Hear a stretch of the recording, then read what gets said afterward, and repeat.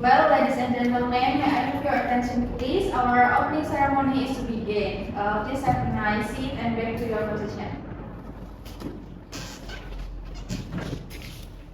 Good morning, ladies and gentlemen. Welcome to Fakultas Ilmu Pendidikan Baru Bandung City. We proudly present the first international conference of guidance and counseling Universitas Pendidikan Indonesia 2020.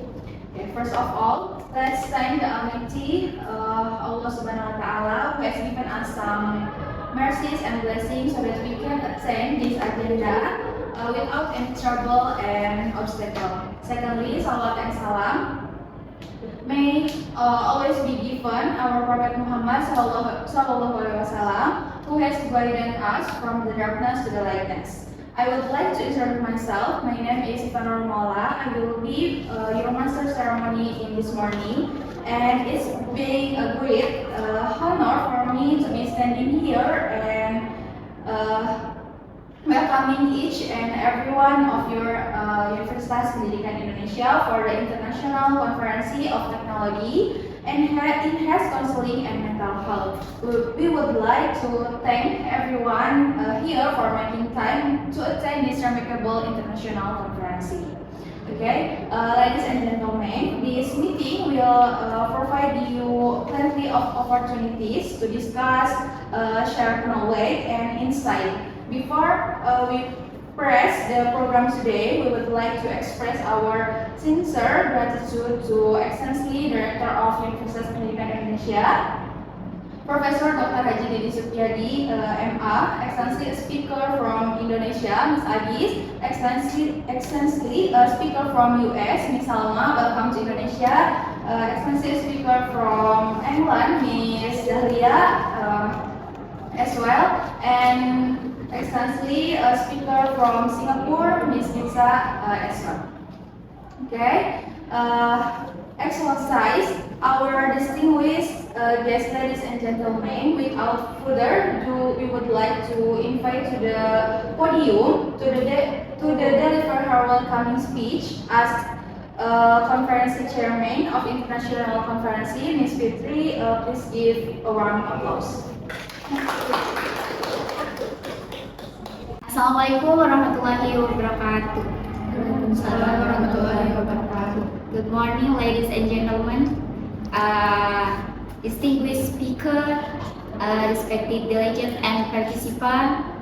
It is a great honor to welcome you all to the International Conference on the Future of Counseling and Mental Health in Digital Era.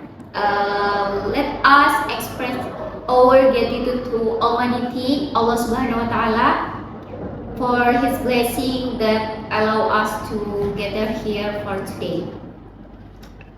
This conference provided an excellent opportunity to share ideas, research, and best practices on how technology continues to shape the future of counseling in the mental health services.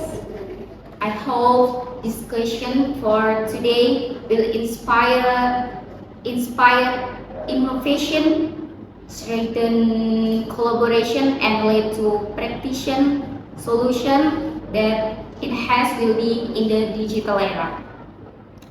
With that, I officially declared in the International Conference on the Future of Counseling in the Counseling Digital Era and Open. Assalamualaikum warahmatullahi wabarakatuh. Waalaikumsalam warahmatullahi wabarakatuh. Thank you very much, Ms. Fitri Andala, for your delightful speech. And Excellencies, ladies and gentlemen, now we come to our main program, plenary session. We will be led by our moderator, Ms. Anissa. And ladies and gentlemen, please welcoming as the main speaker, Ms. Agis from Indonesia. And our first delegation speaker, Ms. Salma, she is from United States, New York University.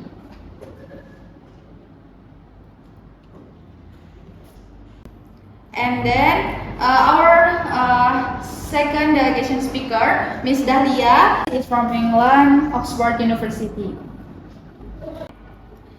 And our third speaker, Miss Pizza, is from National University Singapore. We have introduced all the distinguished speaker and the moderator. And Miss Anissa, the floor is yours. Assalamualaikum warahmatullahi wabarakatuh. Good morning, ladies and gentlemen, and warm greetings to all. Allow me to introduce myself. My name is Anissa Diriskia. I will be serving as your moderator for this discussion session. It is a great honor to participate in this meaningful academic forum. Today, we will focus on presentations related to technology-enhanced counseling and mental health. Let me now introduce our distinguished speaker, Ms. Agisni Fauzia, who will present on the topic of technology-enhanced counseling and mental health. Ms. Agisni, the floor is yours.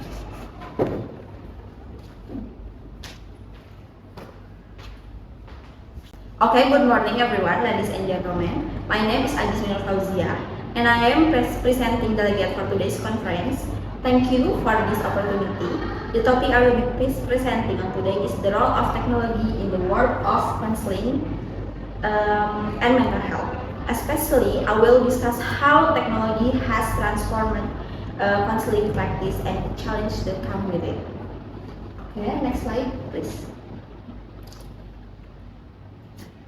In this presentation, we will discuss the role of technology in counseling practice. As we know, counseling relies on the therapeutic relationship built on empathy and trust. However, the emergence of digital technologies ranging from the telecounseling and mental health application to intervention based on AI and virtual reality has expanded access to this service. Nevertheless, this also brings forth new challenges related to privacy, the digital divide, and effectiveness. Therefore, counselors are now required to master not only traditional techniques, but also digital competence. It is essential to ensure that counseling service remain relevant, ethical, and effective in this digital age. Next slide, please.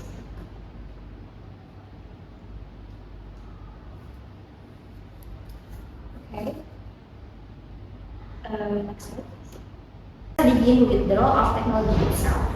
We all know that traditional counseling is put in face-to-face relationship. The technological advancement have fundamentally changed this. So technology plays a role through three main pillars. The first pillar is telecounseling. This is a service that allows counseling to be conducted remotely. According to research, telecounseling is very effective in reaching individuals in remote areas or those who have difficulty meeting in person. The second pillar is counseling application. You may be familiar with applications such as Calm and Headspace. These platforms offer features like daily journals and guided meditation, providing quick and flexible solutions for mental health support. Following that, the third pillar is digital media and social networks. Online forums and social media allow individuals to receive support from their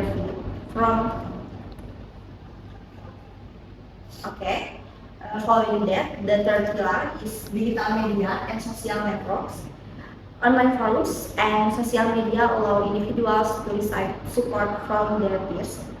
These platforms are highly effective, especially for adolescents who feel more comfortable sharing anonymously. In short, these three pillars complement one another to create a more inclusive mental health service ecosystem. Next slide, please.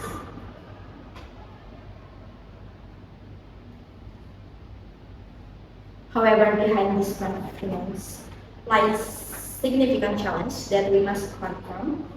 The main challenge is the issue of ethics and privacy challenge. Counselor must prioritize the confidentiality of client data with online service. Clients share highly sensitive information, So there is a need for stricter ethical standards. Furthermore, the risk of miscommunication can occur due to the absence of nonverbal cues. To address this, counselor must maintain professional boundaries and ensure the electronic device they use are secure. Okay, next slide please.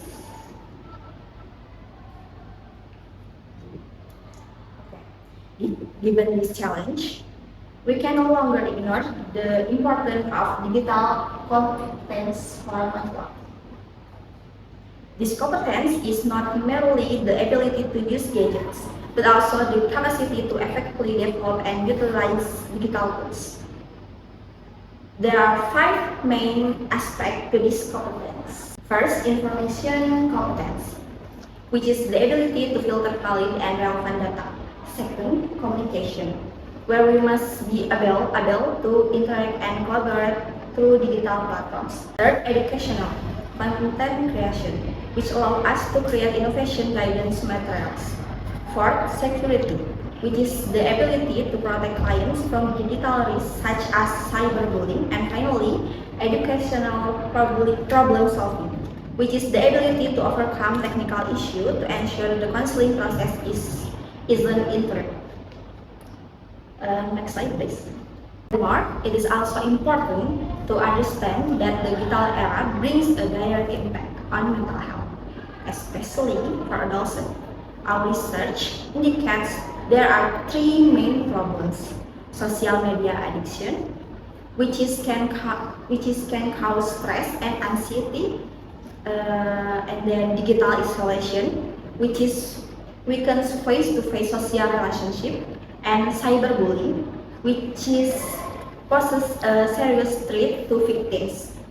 Therefore, preventive measures through physical education and increase in digital literacy are crucial. Next slide, please.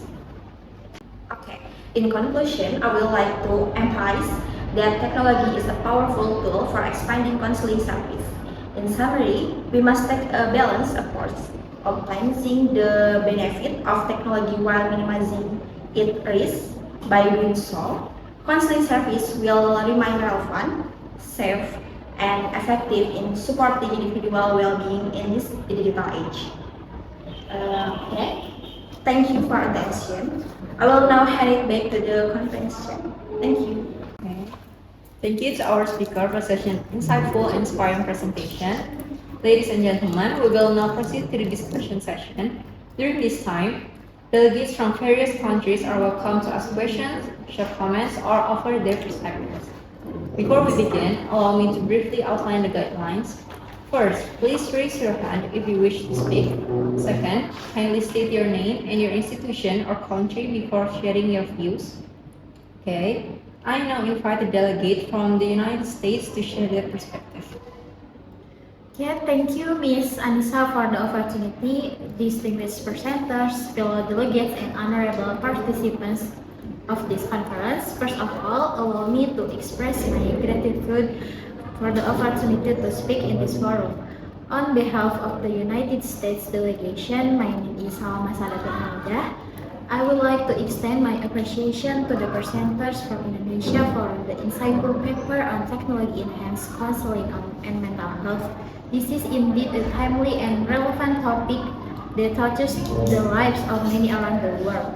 The paper excellently highlights how technology through telecounseling, counseling application, and digital media has expanded access to mental health services. I particularly appreciate the discussion on both opportunities and challenges, especially regarding ethical standards and data privacy. The balance between potential benefits and risks was clearly presented, which sets the ground for a meaningful dialogue. In the United States, the use of technology-enhanced has grown significantly, especially since the COVID-19 pandemic. According to the Central Disease and Prevention, over 37% of adults report using telehealth services in 2021, with mental health counseling being the most common purpose. Platforms like BetterHelp and Talkspace have become widely used, showing how technology can reduce stigma and provide flexible access to care.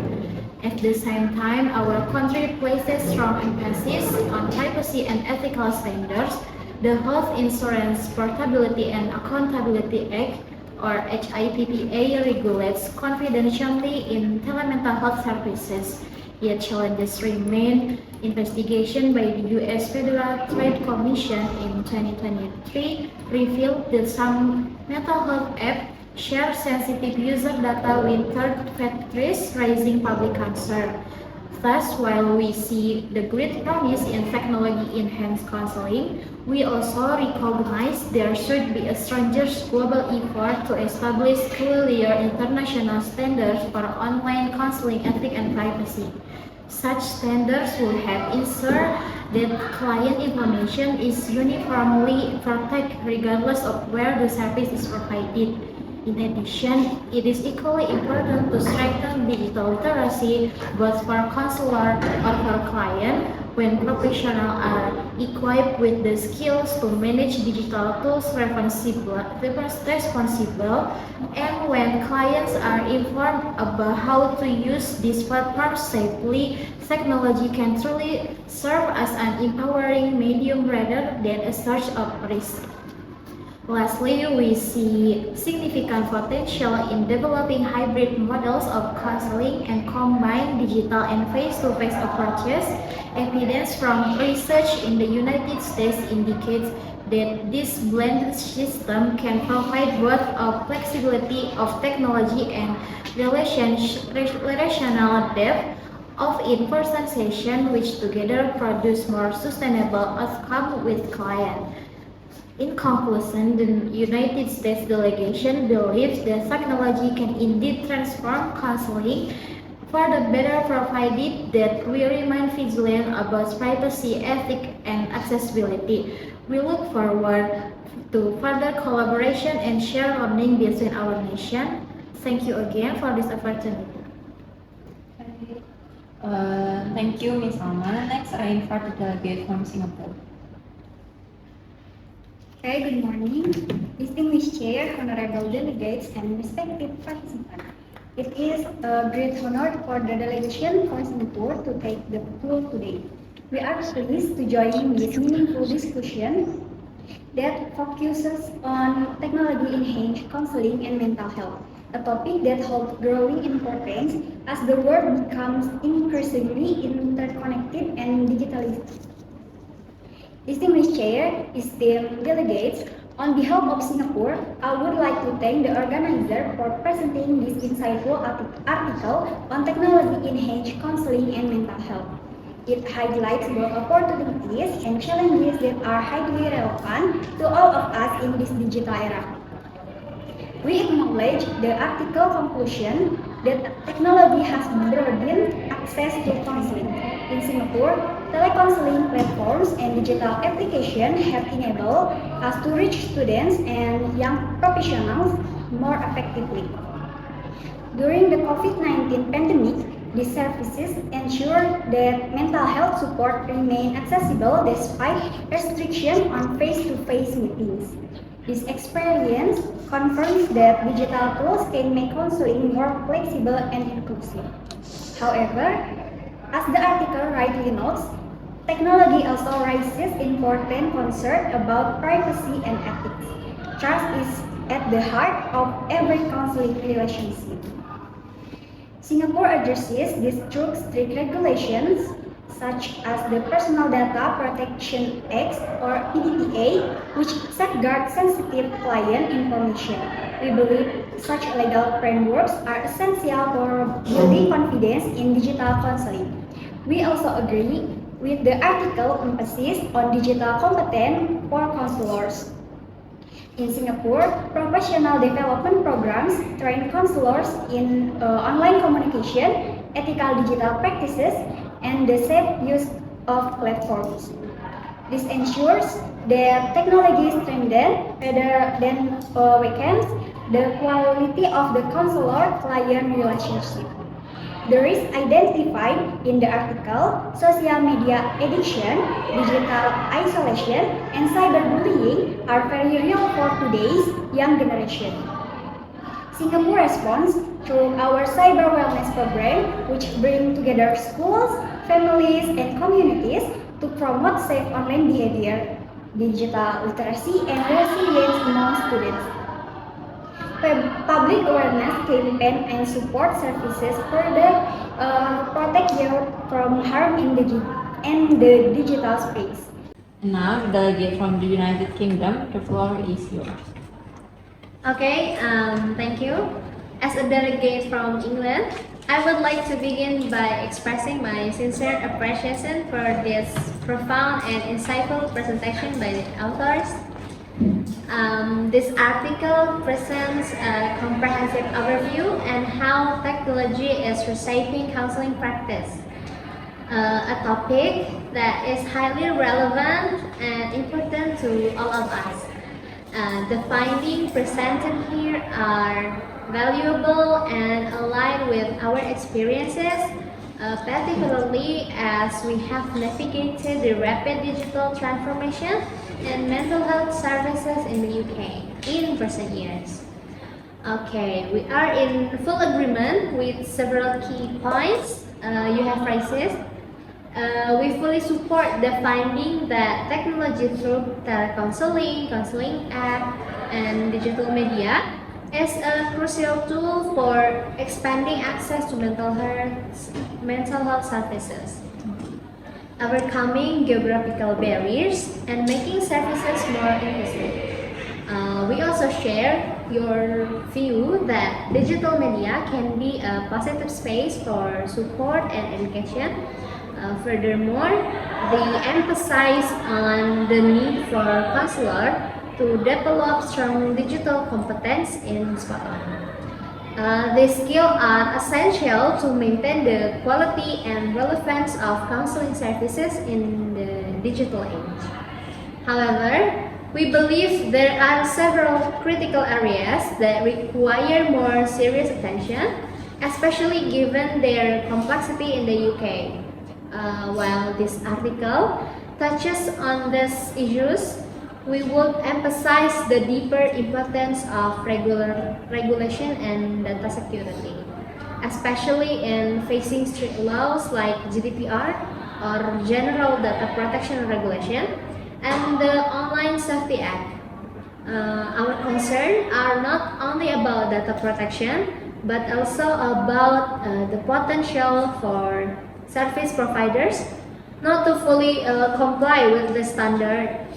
In addition, we want to highlight the more difficult challenge of maintaining the quality of the therapeutic relationship online, as our studies show a diminished emotional connection, particularly in certain patient groups. We also see that the digital divide is not just about access, but also about the lack of private space for confidential session and the reluctance of vulnerable groups to use the technology, which threatens their choices. In conclusion, this article serves as an excellent foundation for further discussion. We believe that by working together, we can maximize the benefit of technology while proactively addressing its more complex risks, ensuring that counseling services remain safe, effective, and relevant for the future. Maybe just that. Thank you. Okay, thank you to our delegates. If any other participants would like to ask a question, please raise your hand. Okay. Okay, yes, please, you may proceed. Thank you. Distinguished delegate, with your permission, I am Nazwa from participant. I would like to raise a question. Earlier, the delegates from Singapore highlight that the risks identified in the article, social media addiction, digital isolation, and cyberbullying are very real for today's young generation. Singapore responds touch our cyber wellness program, which brings together school, families, and communities to promote safe online behavior, digital literacy, and resilience among students. In relation to this point on cyber wellness, may I ask, how can other countries adapt or develop similar cyber wellness program to effectively address digital risk among the younger generation? Thank you. Okay, thank you for your question. I now invite delegate from Singapore to provide the response. Okay, thank you for question, Najwa. From Singapore experience, the cyber wellness program works because it combines three key elements: education, collaboration, and regulation. First, education. We integrate digital literacy and safe online behavior into school curricula, so that young people learn from an early age how to use technology responsibly. Second, collaboration. Schools, parents, and community partners are actively involved. We believe no single actor can solve these issues alone.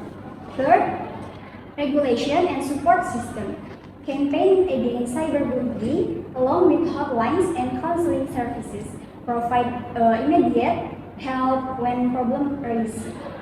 Other countries can adapt this approach to their own context by designing national frameworks that fit their culture, researchers, and technological landscape. The essential point is to ensure that young people are not only protected but also empowered to thrive in the digital space. Singapore is ready to share our best practices and learn from the experience of other nations, so we can collectively protect the mental health of our younger generation. Okay, thank you to our speaker for that helpful answer. Before we conclude, allow me to summarize the key points from our discussion. First, technology expands access to counseling services, but ethical standards and consular privacy must be maintained in the digital era. Second, digital competence is a crucial skill that counselors must possess in today's digital environment. Third, mental health challenges arising from the digital era, such as social media addiction, digital isolation, and cyberbullying, require preventive measures based on digital literacy and regulations. Fourth, international collaboration is essential to develop relevant and sustainable technology-based counseling practices. Ladies and gentlemen, that brings us to the end of our discussion session. I would like to extend my sincere gratitude to our speaker for her excellent presentation, and to all delegates and participants for your active contributions. I hope this discussion has been valuable and will help advance counseling and mental health practices in the digital era. With that, I formally close this discussion session. I now return to the floor to the Master of Ceremonies. Wassalamualaikum warahmatullahi wabarakatuh. Thank you very much for our speaker for the informative and insightful presentation. We get a lot of new knowledge now. Okay, ladies and gentlemen, we finally come to the end of today's agenda. Let's close the international conference by reciting Hamdalah. Alhamdulillah. Okay, those are the agenda we have presented to you all this morning. We hope you learned something, and thank you so much for your attention, and see you next occasion.